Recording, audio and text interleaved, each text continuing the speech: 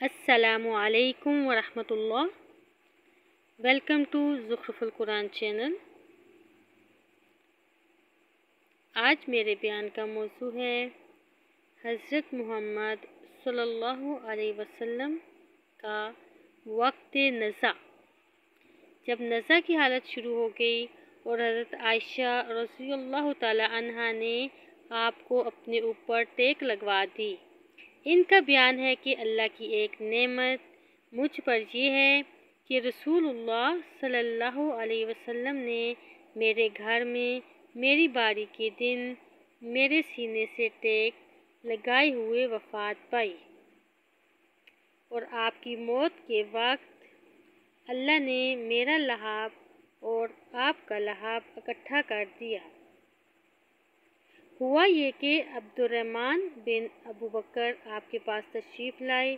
ان کے ہاتھ میں مسواک تھی اور رسول اللہ صلی اللہ علیہ وسلم مجھ سے ٹیک لگائے ہوئے تھے۔ میں نے دیکھا کہ آپ مسواک کی طرف دیکھ رہے ہیں۔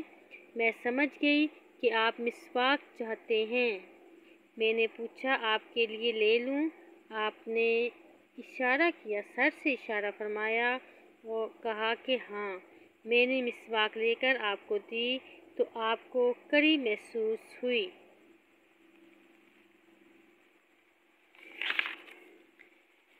میں نے کہا، آپ کے لیے نرم کر دوں؟ آپ نے سر کے اشارے سے کہا ہاں۔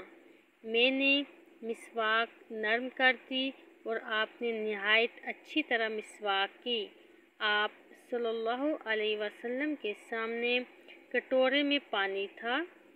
آپ پانی میں دونوں ہاتھ ڈال کر چہرہ پونچھتے جاتے اور فرماتے جاتے تھے، لا الہ الا اللہ، اللہ کے سوا کوئی معبود نہیں، موت کے لیے سختیاں ہیں۔